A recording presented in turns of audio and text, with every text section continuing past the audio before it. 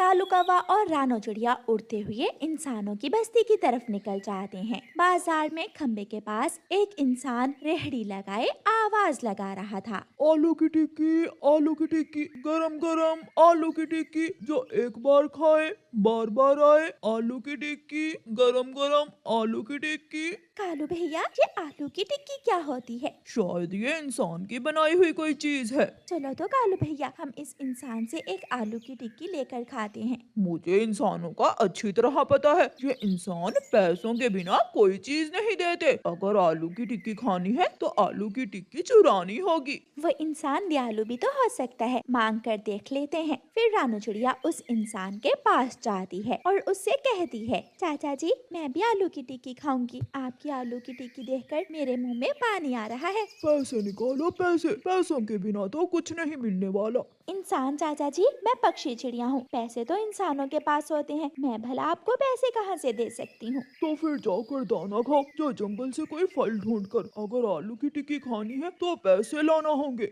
चिड़िया निराश होकर वापस कौवे के पास चली जाती है। क्या कहा उस इंसान ने? क्या दी आलू की टिक्की? आपने ठीक ही कहा था कौवे भैया, वो इंसान तो आलू की टिक्की के बदले पैसे मांग रहा है। मैंने बताया था ना कि ये इंसान बहुत लालची होते हैं। ये मुफ्त में तो कोई चीज नहीं देते। अगर तुम मेरा साथ दो तो हम इंसान की आलू की टिक्की चुरा लेंगे। आलू की टिक्की तो मैं खाकर रहूंगी। ठीक है कालू भैया, हम कल इंसान की आलू की टिक्की चुरा कर खाएंगे।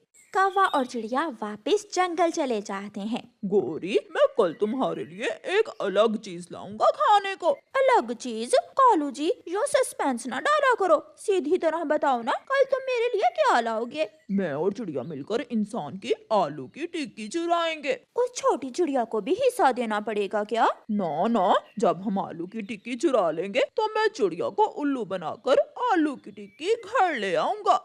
फिर दूसरे दिन कालू कौवा सुबह सवेरे ही रानू चिड़िया के पास जाता है। रानो चिड़िया, यही समय है इंसान की चोरी करने का। इस समय ग्राहक भी कम होते हैं। चलो हम इंसान की आलू की टिक्की चुरा लाएं। ठीक है कौवे भैया, मिलकर काम करेंगे और मिलकर आलू की टिक्की खाएंगे।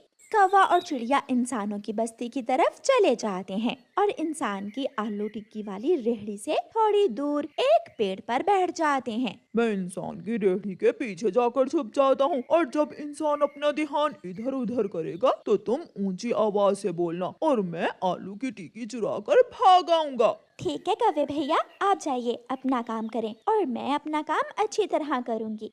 कौवा जाता है और इंसान की रेहड़ी की छत पर बैठ जाता है। थोड़ी देर बाद जब इंसान घी लेने दूसरी तरफ जाता है तो रानू चिड़िया ऊंची आवाज से बोलती है और कालू कौवा जल्दी से थाल से आलू की टिक्की उठाकर भाग जाता है। इंसान को मालूम ही नहीं पड़ता कि उसकी आलू की टिक्की चोरी हो गई है। कालू कौवा तेजी से उड़ता हुआ घने जंगल में पहुंच जाता है। चिड़िया भी कौवे के पीछे ही चली जाती है। कौवे भैया, अब जल्दी से आलू की टिक्की 2 हिस्सों में बांट लें और मेरा हिस्सा मुझे दे दें। चोरी मैंने की है, तुमने तो सिर्फ आवाज लगाई थी। जान का खतरा मैंने लिया था। आज आधी टिक्की मैं खाऊंगा और आधी मेरी पत्नी गौरी कवि जी। हाँ, कल दोबारा चोरी करेंगे और मैं तुम्हें तुम्हारा हिस्सा जरूर दूंगा। कौवे भैया, ये न्याय नहीं है। तुम्हारी और मेरी डील हुई थी कि आलू की टिक्की बांट कर खाएंगे, लेकिन कौवा आलू की टिक्की उठाकर भाग जाता है और चिड़िया कौवे का मुंह देखती रह जाती। गोरी गोरी, मैंने उस चिड़िया की बच्ची को भगा दिया और सारी आलू की टिक्की घर ले आया। बहुत अच्छा किया कालू जी, वो चिड़िया कमजोर है और हम हमेशा ऐसे ही उसे धोखा देते हैं।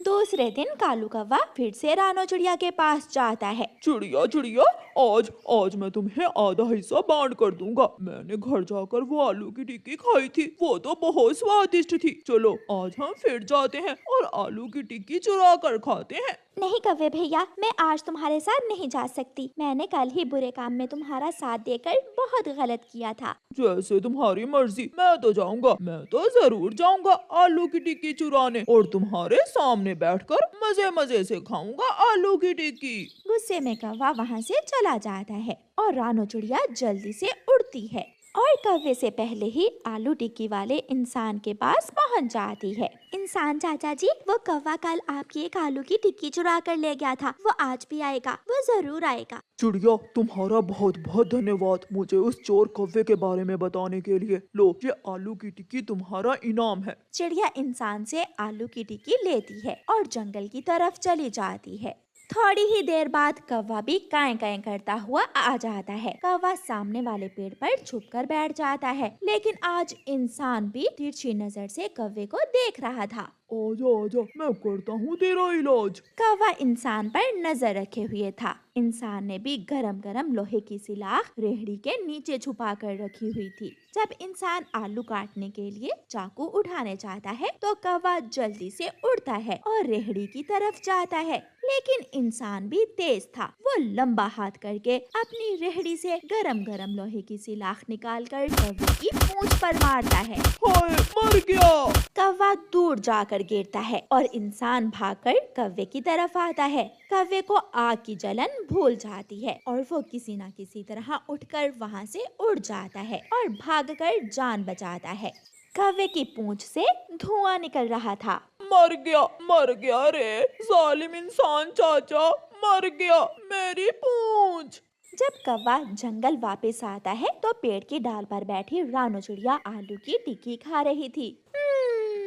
वाह वाह, बहुत स्वादिष्ट है आलू की टिक्की। अरे कौवे भैया, तुम्हारी पूंछ से धुआं क्यों निकल रहा है? कुछ नहीं। कौवा शर्मिंदा होकर वहाँ से निकल जाता है। अनाथ बहन भाई सुबह से जंगल में मारे मारे फिर रहे थे, लेकिन अभी तक उन्हें खाने को कुछ भी नहीं मिला था। भाई, मैं थक गई हूँ, मुझसे अब भूखे पेट उड़ा नहीं जा रहा। मेरी बहन गुड़िया, पहले हमारे मम्मा पापा हमारे साथ थे, इसलिए हमें कोई चिंता नहीं थी। अब हम अकेले हैं, हमें जिंदा रहने के लिए हिम्मत से काम लेना होगा। आप यहाँ बैठ जाओ, मैं आपके लिए दाना लेकर आता हूँ। फिर कुकू बड़ा भाई अपनी छोटी बहन को एक पेड़ की डाल पर बिठाकर दाना लेने जाता है। जमीन पर गिरा हुआ दाना देखकर कुकू दाने के पास जाता है। तभी वहाँ एक लंबी चोंच वाला कौवा आ जाता है। चल भाग यहाँ से, ये दाना मेरा है, मैं खाऊंगा ये दाना। अंकल, मेरी छोटी बहन बहुत भूखी है, आप ये दाना मुझे दे दे। लेकिन वो कौवा दाना उठाकर वहाँ से भाग जाता है और कुकू उसे देखता ही रह जाता है। भाई, दाना मिला क्या? लेकिन कुकू खामोश था। भाई चले, हम यहाँ से जाते हैं, अब मैं ठीक हूँ, मैंने नदी से पानी पी लिया था। कुकू रोने लग जाता है। मेरी बहन, मुझे माफ करना, मैं आपको दाना भी न ला कर दे सका। दोनों बहन भाई फिर से उड़ते हैं और उस जंगल से निकलकर दूसरे जंगल चले जाते हैं। उस जंगल के रास्ते पर एक उल्लू पहरा दे रहा था। रुको छोटे पक्षियों, रुक जाओ। अंकल, क्या हुआ? हमने तो कोई गलत काम नहीं किया। ये जंगल मेरा है और मैं अपने जंगल में किसी को भी जाने की अनुमति नहीं देता। लेकिन अंकल, हमारी मम्मा ने बताया था कि जंगल, फूल, फल और पेड़ सब पक्षियों के साझे होते हैं। तुम्हारी मम्मा ने गलत बताया था, चले जाओ वरना मैं एक लगाऊंगा। वो छोटे थे, इसलिए वो दोनों बहन भाई उल्लू से डर जाते हैं और पीछे मुड़ जाते हैं। थोड़ी दूर जाकर उन्हें एक घर नजर आता है। वो दोनों बहन भाई घर की खिड़की से देखते हैं। कबूतर अपने बेटे को चावल का दाना खिला रहा था। पापा, वो देखें, खिड़की में कोई है। भागो यहाँ से, ये आवारा बच्चे होंगे। अंकल, हम आवारा नहीं, अनाथ बच्चे हैं। आप हमारी मदद करें, हमें कुछ खाने को दे दें। तुम्हारे जैसे दिन में बहुत आते हैं। ऐसा कहते हुए कबूतर जोर से खिड़की बंद कर देता है। भाई, रात भी होने वाली है, अब खाने को छोड़ें। रात गुजारने के लिए किसी सुरक्षित जगह की खोज कर लें। गुड़िया बहन, मम्मा ने बताया था कि सूखे पेड़ पर जो घोंसला होता है वो खाली होता है। हम किसी सूखे पेड़ पर घोंसला ढूंढकर उसमें रात गुजार लेंगे। दोनों बहन भाई जब थोड़ा और आगे जाते हैं तो एक बेरी के सूखे पेड़ पर एक घोंसला था जिसमें कोई भी पक्षी नहीं था। दोनों बहन भाई वहाँ चले जाते हैं। गुड़िया बहन, ये जगह ठीक है, ये घोंसला भी खाली है, हम दोनों आज की रात इसी घोंसले में गुजार लेंगे। दोनों बहन भाई डरते हुए उस घोंसले में बैठ जाते हैं। थोड़ी ही देर बाद वहाँ एक कौवी आ जाती है। निकलो बाहर इस घोंसले से, मैं इस घोंसले के तिनके लेने आई हूँ। आंटी, ऐसा मत करें, हम आज की रात इस घोंसले में गुजारेंगे। मेरे घर की छत खराब है और मैं इस घोंसले के तिनके लगाकर अपने घर की छत को मरम्मत करूंगी। गौरी कौवी दोनों बहन भाई को घोंसले से बाहर निकाल देती है और घोंसला तोड़कर तिनके निकालने लगती है। कौवी आंटी ने तो सारा ही घोंसला तोड़ दिया है। भाई अब हम कहाँ जाएंगे? गुड़िया बहन, हम उस सामने वाले पेड़ के नीचे बैठकर रात गुजार लेंगे। दोनों बहन भाई बड़े पेड़ के नीचे जाकर बैठ जाते हैं। गुड़िया को नींद आ रही थी, वो कभी इधर गिरती तो कभी उधर। आप मेरे साथ लगकर सो जाइए मेरी बहन। गुड़िया अपने भाई के साथ लग जाती है और सो जाती है। कुकू गुड़िया का बड़ा भाई सारी रात जागकर अपनी बहन का ध्यान रखता है।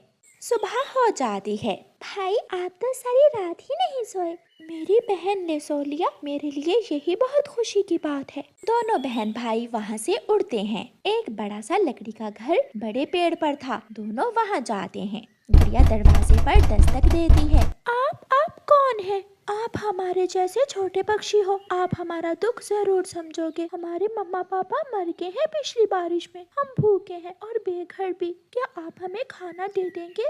अगर ज्यादा नहीं तो मेरे भाई के लिए ही दे दे, मैं भूखी ही रह लूंगी। वो छोटा तोता अंदर जाता है और एक प्लेट में खाना डालकर उनके लिए ले आता है। दोनों बहन भाई बहुत भूखे थे, वो खाना खाने लगते हैं। तभी वहाँ छोटे तोते के मम्मा पापा आ जाते हैं। गुड़िया और कुकू डर जाते हैं। हम जा रहे हैं, अंकल और आंटी दोबारा यहाँ नहीं आएंगे। क्या हुआ बच्चों, आप इतने डरे हुए क्यों हो? पापा, इन दोनों के मम्मा पापा पिछली बारिश में मर गए थे, भूखे थे। यहाँ आए तो मैंने इन्हें खाना दे दिया। बहुत बुरा हुआ बेटा, जो इतनी छोटी सी उम्र में आप अकेले हो गए। आप अंदर आ जाइए।